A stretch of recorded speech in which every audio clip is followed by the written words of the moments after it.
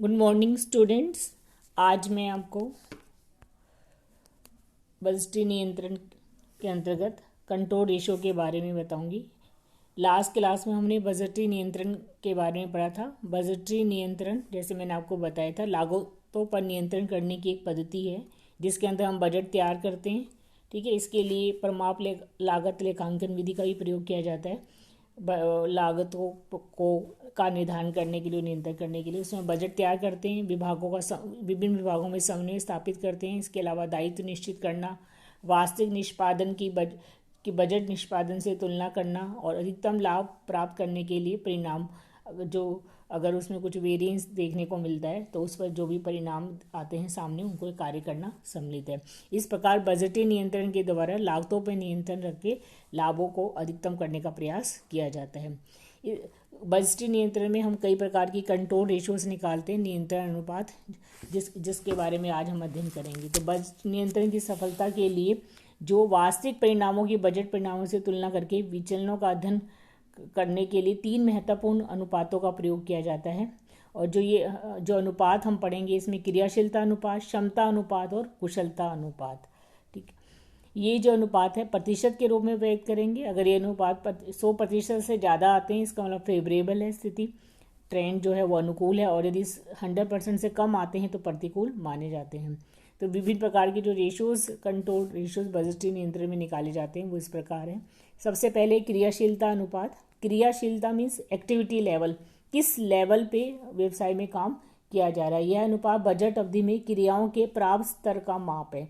जैसे 100% कैपेसिटी है तो आप कौन सी लेवल पे काम कर रहे हो, 60% पे, 70 पे। ठीक है, तो ये क्रियाशीलता अनुपात इसमें ज्ञात किया जाता है। इसमें क्या करते हैं हम, इसकी गणना के लिए वास्तविक कार्यों के लिए प्रमापित घंटों की संख्या को बजटेड प्रमापित घंटों की संख्या से भाग देकर 100 से गुना करके हम निकालते हैं। एक्टिविटी रेशियो में जो स्टैंडर्ड आवर्स है फॉर एक्चुअल प्रोडक्शन, ठीक है, कितने हमने स्टैंडर्ड आवर्स हमारे यूज़ हुए और कितने हमारे पास बजटेड स्टैंडर्ड आवर्स से उसका अनुपात निकाल के, यूज़ मतलब जो एक्चुअल प्रोडक्शन के लिए जितने यूज़ होने चाहिए थे ना उसका अनुपात हम निकालते हैं। दूसरा है क्षमता रेशो निकालते हैं। क्षमता रेशो में इस बात का कि बजटेड क्रियाओं के बजटेड घंटे क्या और किस सीमा तक वास्तविक रूप से प्रयोग में लाए गए हैं, मतलब एक्चुअल आवर्स कितने वर्कड हुए हैं और बजटेड आवर्स कितने थे।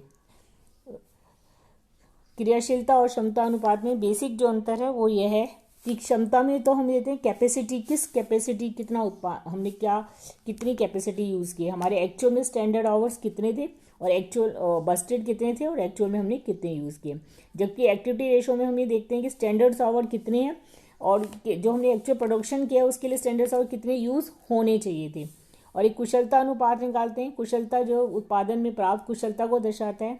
यह इसमें जो स्टैंडर्ड आवर्स उत्पादित कार्य के लिए जो प्रमाप घंटे हैं उस कार्य के लिए और वास्तव में हमने कितने घंटों का प्रयोग किया है उसके द्वारा निकालते हैं, मतलब कितने घंटे यूज़ होने चाहिए थे और एक्चुअल में हमने कितने घंटे यूज़ किए हैं।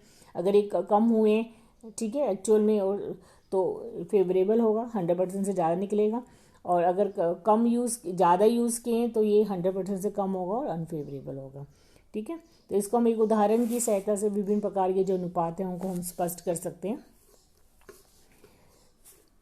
सबसे पहले कि जैसे निम्न आंकड़ों से कुशलता एवं अनुपातों की क्रियाशीलता अनुपात की गणना करनी है। हमें क्वेश्चन में बजटेड प्रोडक्शंस गिवन है 85 यूनिट्स हैं, स्टैंडर्ड आवर्स 1 यूनिट के लिए 10 है और एक्चुअल प्रोडक्शन 75 यूनिट्स का ही हुआ है और एक्चुअल वर्किंग आवर 600 यूज़ हुए। तो एफिशिएंसी रेशो में हम देखेंगे कि एक्चुअल में कितने यूज़ हुए और स्टैंडर्ड आवर्स कितने थे होने चाहिए थे एक्चुअल के लिए।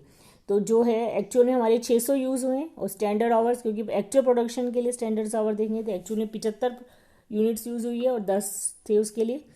स्टैंडर्ड फिक्स था जो 750 है ना, और हमने यूज़ कितने किए 600, मतलब कम यूज़ किए इसलिए 125% आया, फेवरेबल आया एफिशिएंसी रेशो। एक्टिविटी रेशोज़ में हम देखेंगे किस एक्टिविटी पे काम हुआ है। Standard hour for actual productions जो हमारे कितने 750 थे और टोटल कितने थे बजटेड। तो बजटेड अगर हम देखें तो हमारा बजटेड प्रोडक्शन 85 था, पर यूनिट 10 था, तो 850 हमारे बजटेड आवर्स हैं, और जबकि 750 आवर्स का हमने प्रोडक्शन किया जितना, तो हमारी रेशो कितनी 88.22% अनफेवरेबल है। ठीक है, हमने हमारा जो एक्टिविटी रेशो है वो कम है। उसके बाद हम निकालेंगे कि एक उदाहरण के द्वारा और हम स्पष्ट कर सकते हैं। एक टेलीविज़न कंपनी, उदाहरण आप देखिए, जनता व डिलक्स दो प्रकार से टेलीविज़न बनाती है। जनता टेलीविज़न के उत्पादन में 10 घंटे लगते हैं और डिलक्स में 20 घंटे लगते हैं। एक माह में 8 घंटे के 25 दिन है। जनता की 500 इकाइयाँ और डिलक्स की 300 इकाइयाँ उत्पादित की जाती है। बजट घंटे टोटल 8500 हैं। बस्टेड आवर्स कितने हैं? 8500। कारखाने में संबंधित विभाग में 60 व्यक्ति कार्य करते हैं। क्रियाशीलता अनुपात, क्षमता अनुपात और कुशलता अनुपात की गणना करनी है हमें। इसमें स्टैंडर्ड हम निकालेंगे। सबसे पहले बस्टेड आवर्स तो हमें गिवन है 8500, ठीक है। उसके अलावा हम निकालेंगे कि इसमें स्टैंडर्ड आवर्स देख लो आप, 500 यूनिट जनता की है, 300 डिलक्स की है। एक के लिए जनता के लिए 10 चाहिए और डिलक्स के लिए 20। तो जनता की 500 यूनिट्स के लिए 5000 आवर्स और डिलक्स की 6000 यूनिट्स के लिए 6000। तो 11000 आवर्स जो है हमारे वो स्टैंडर्ड्स आवर हैं फॉर बस्टेड एक्चुअल प्रोडक्शन के लिए, ठीक है।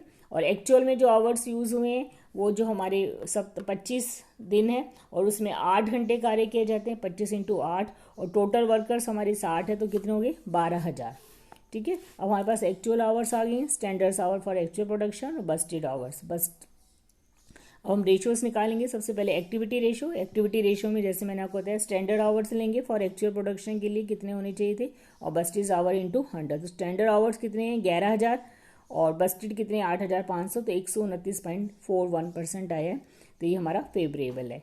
इसके अलावा कैपेसिटी रेशो में एक्चुअल आवर्स वर्क जो हुए हैं वो टोटल 12000 यूज़ हुए हैं और बस्टेड आवर 8500 है, तो 141.18%। मतलब बस्टेड कैपेसिटी तो हमारी केवल 8500 आवर्स है, जबकि हमने यूज़ कितने किए हैं? 1200। तो इसका कैपेसिटी जो है ओवर कैपेसाइज्ड बिजनेस है, क्षमता से ज़्यादा कार्य हुआ है, काम किया है। और एफिशिएंसी रेशो में standards hour for actual production 11000 हैं और एक्चुअल हमने यूज़ कितने किए? 12000। तो 91.67%। मतलब हमने जितने स्टैंडर्ड थे 11000 जितने यूज़ होने चाहिए थे एक्चुअल के लिए, उससे कहीं ज़्यादा 12000 यूज़ किए। तो एक्चुअल घंटे हमने ज़्यादा यूज़ किए और इसका मतलब एफिशिएंसी जो है वो कम है, तभी तो 91.67% आया। इसका मतलब अनफेवरेबल है, ठीक है। तो इस प्रकार हम विभिन्न प्रकार के बजटीय नियंत्रण रेशो के द्वारा हम बजट नियंत्रण करते हैं। बजट नियंत्रण लागत जो ये रेशोज़ हैं, लागतों को नियंत्रित करने की एक महत्वपूर्ण उपकरण माना जाता है, ठीक है। इसके द्वारा निरीक्षण, शोध, नियोजन, नियंत्रण निर्णय जैसे माध्यमों से पूर्व निर्धारित लक्ष्यों से उत्पन्न विचरणों में सुधार किया जाता है और उसमें जो वह हैं उनको न्यूनतम करने का प्रयास किया जाता है।